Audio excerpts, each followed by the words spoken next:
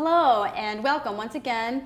Thank you for joining us for Chamber Momentum. My name is Mo Beliveau. I'm the Executive Director of the East Hampton Chamber of Commerce, and I am very excited today to have with us Wendy McGannon of McGannon Fitness and Nutrition. Yes. Very excited. I've been looking forward to this for quite some time, having a conversation with you about who you are, what you do, and what motivates you. So let's start off with, who are you, Wendy? Who are you? Great question. Thanks for having me, by the way, also. I am the owner and personal trainer and nutrition coach over at McGannon Fitness and Nutrition. I have been over at the Red Rock shops for about 4 years. I've been in business about 6 years. And I am a mid-career changer who found my passion for helping people to get into better shape, learn how to navigate through the crazy maze of dieting, nutrition, what is healthy eating, how do I exercise properly, how do I stay healthy as I age. So I work with men, women, probably young clients now are age 40s, all the way through 70s, and help people really figure out how to stay healthy and live their lives better so that they can play with their grandchildren, they can live their lives, you know, in healthier fashion, feeling good about their bodies and their health. Okay. So you say that it was a midlife career change for you. Tell me a little bit more about that. Where were you, and what was the aha moment when you decided to make a shift? I spent about 11 years working for DCF, and a really difficult job, very, very good job, valuable job in terms of helping families and children, but I just kind of got burnt out after about 11 years and went back to school, got my master's in school counseling, and decided during my internship there that it was just too closely related. I didn't want to be a school counselor, was a single mom at the time, needed a job that was going to pay my bills, support my son, and so I completed my doctorate program in research methods, got a great job at UMass Amherst as a research assistant, completely supportive environment, great pay, great benefits, and I hated it. I sat at a desk all day long, no matter, you know, I jog at lunch, take my breaks, and it killed my body sitting at a desk all day long. So when I went out on my jogs every day at lunch, I would try to figure out, what do I want to be when I grow up? Right. What do I want to do? It's kind of like the lottery question. If you could do anything, you knew you wouldn't fail. Right. What would you do? And I decided I wanted to learn how to fix my own body so that my neck didn't hurt all the time. My shoulders weren't tense. My lower back didn't hurt.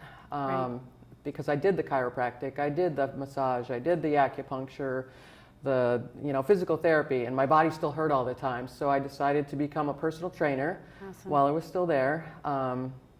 Did learn how to strengthen the muscles that I needed. The core strength is gigantic. It's huge for people with the lower back pain. I don't have lower back pain anymore. The stretches and body awareness for the neck and shoulders is also huge. 90% of the people that walk through my door do this, you know, when they move, or their back hurts because they don't have core strength. So transitioned out of that research methods job into full-time personal training 6 months later, and added the nutrition coaching piece. It took me about 2 years to decipher through all of the chaos of the nutrition to find a program I really believe in that's super healthy for people, and helps them to understand, you know, how to eat healthy without dieting. Right. I can relate to your story. Prior to coming to the chamber, I was a massage therapist. I had been doing that for about 20 years in private practice. So coming from a former corporate life, the first part of my life, so I can totally relate to that. And I'm very excited about you're talking about, you know, people walking around like this. So I can relate to that completely. So now you started off with fitness training and strength building and that arena of health, and then you gradually went into the nutrition piece, or added the nutrition coaching to it. When I first started as the trainer, I had a couple of clients, you know, the family members that always will help us out, a couple people from work. And the biggest thing that I was doing was the boot camps at the time. So I would get up in the morning, go over to the Norris School, have my crew of people working out in the, you know, doing their boot camp workout. Right. And 6 months later, these women are working super hard. They're sweating, they're lifting weights, they're Getting doing all strong. sorts of things, yes, and they're not losing weight because they're not changing the way that they eat. And so then it clicked for me that exercise obviously is not enough. It's got to be the combination of the the two. exercise and the nutrition together to really help people to get healthy. So do you have, because you have these two different aspects of driving you towards the same goal for your clients, do you have two separate philosophies? Do you approach your exercise from a different perspective as you do your nutrition, or do you have a holistic It's very holistic. approach? It's not different philosophies. What I encourage people to do is to combine proper eating with moderate exercise. And moderate is the key word here. Most people do not, they are all or they're nothing. No, it's hard. It's Yep. hard to get It very much is. that balance, and it's hard to not get caught up in that perpetual, I need to be on a diet, as opposed to, you're talking about a lifestyle. Absolutely. And as far as nutrition is as a passion of mine, I can always do better, but I try to do better every day. And it's medicine. Your food is medicine. You take it three really times is. a day.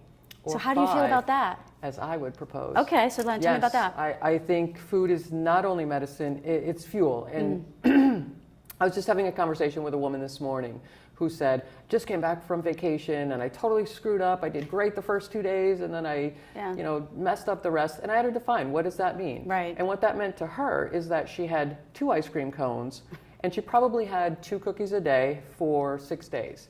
And to me, her portion sizes grew a little bit. So first of all, starting point, forgive yourself, move on. You didn't do anything horribly wrong. But the more that we can make little changes every single day, meaning like with this particular example, food being medicine or fuel for our bodies, we have to balance our taste bud needs and our brain needs with what does our body need. And what our body needs is often very different than what our taste buds and our brain wants. Right. So there are no foods, in my opinion, that should ever be off limits to people. Because once they are, we want them more. Well, and doesn't that, I also have the perspective too, if you've decided that something is bad, Yes. then that's the effect that it will maybe have on you, as opposed to, well, you know what, if you don't put a label on it, but you just try to avoid, like the white stuff. And Absolutely, yes, and make small changes that are maintainable changes over time. So again, back to that woman, if your cookies and your ice cream are your treats, first of all, do you need to bring those cookies on vacation? The big wide chocolate chip bucket of cookies, so to speak, Right. is awesome. They taste great, but they're horrible for us. Right. Would the kids suffer if they didn't have them? No, was her answer. And then she wouldn't be tempted by them. Go out for the ice cream a couple of times and let go of the other. Because as we take away some of that less healthy, white floury, white sugary food, and we replace that dessert with fresh fruit and other things that the kids, the adults, our brains actually start to enjoy, we look forward to the healthier foods. right. I hate vegetables.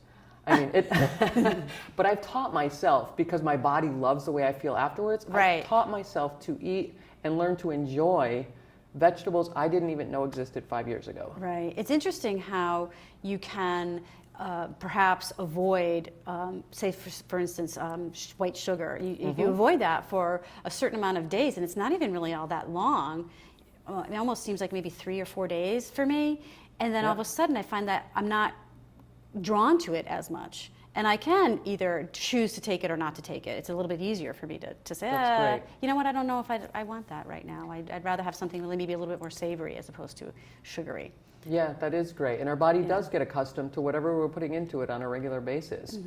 And the white sugar can easily be replaced, sweetener-wise anyway, with natural sweeteners that are more healthy for us, with a little bit of honey, a little bit of pure maple syrup, or a little bit of agave nectar. Right. Not the agave syrup, though. That's even worse than the fructose. The agave nectar as opposed to the agave syrup. That would be a better choice, the nectar. Oh, absolutely, yes. If we think in terms of anything in its natural form, plant-based, the less processed a food or a beverage is, the better it is for us. Right, right. So, Wendy, obviously, you're really passionate about these things that you're involved with. What is the one thing or a couple of things that really, sparks your fire here, that gets you going and gets you wound up and wanting to share that with others? I can't imagine doing a job that's better than the one that I have right now. I had a client yesterday who asked me, how can you do this all day? And I was like, are you kidding me? Right. Every client that walks through my door has some tight muscle, some ache or pain, some low energy level, they've got some issue when they walk through my door. When they leave a half an hour to an hour later, 99 times out of 100, they feel better. They're stronger, their energy's up, their mental well-being. Yes, thank you. Their mental well-being has improved. One of the other things that we haven't really talked about is that indirectly, I help people to work on being present, right, in every session, focusing on body awareness. What are they doing when they're doing their exercise? What's happening with, if we're doing a core exercise, what are you doing with your neck or your shoulders, or what's happening with your back? And the more body awareness that people practice with exercise, the hope is, and I give them this information too, don't expect them to just make the jump, but the hope is that they then practice more body awareness and presence in their daily lives, because everything that they do in the hour with me, the purpose of it is to be more successful and happy and higher functioning and healthy in what they do away from me. What do you find is your greatest business challenge, and then your greatest client challenge in both the nutrition and the fitness area? But let's start with the business challenge. What is your greatest business challenge? Everything not related to working directly with clients.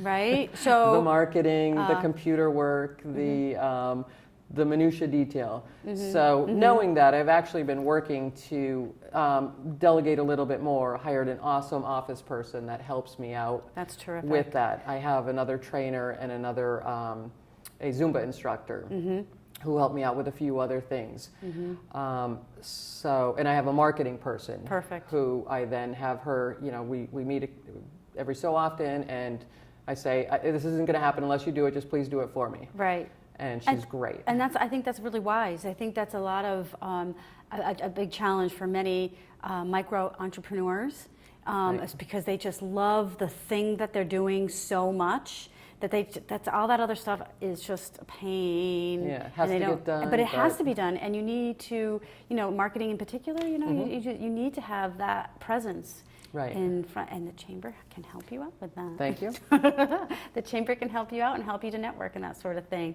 So now, what about your clients? What do you find is a challenge for them, or perhaps for you when you're working with them? The biggest. Is that too many questions? I'm sorry. I'll try to focus on them. Okay. Collectively. The biggest challenge I think for my clients is follow through when they're away from me. They do great. They're amazing when they're with me. They work super hard. They're focused. They're motivated. They then, I'll give them homework between the times that we meet, and there's certainly several of my clients, probably 25%, who will go home and do exactly what I tell them. They can get it done. But part of the reason I have a job is the other 75% can't get it done. They don't have they need the accountability, they need the motivation, the push when they're with me. It's so true. For better and worse. But I think it's human nature. I mean, trainers go to trainers because we need motivation also.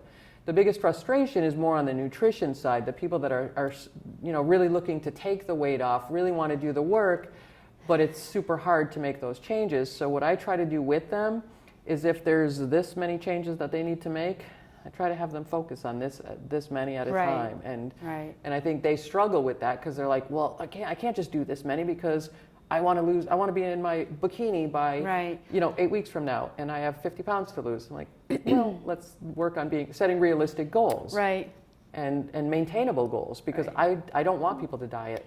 Well, and it's hard because you're eating 3 times a day or more, as you said before, perhaps 5. Yeah. Let's talk about that.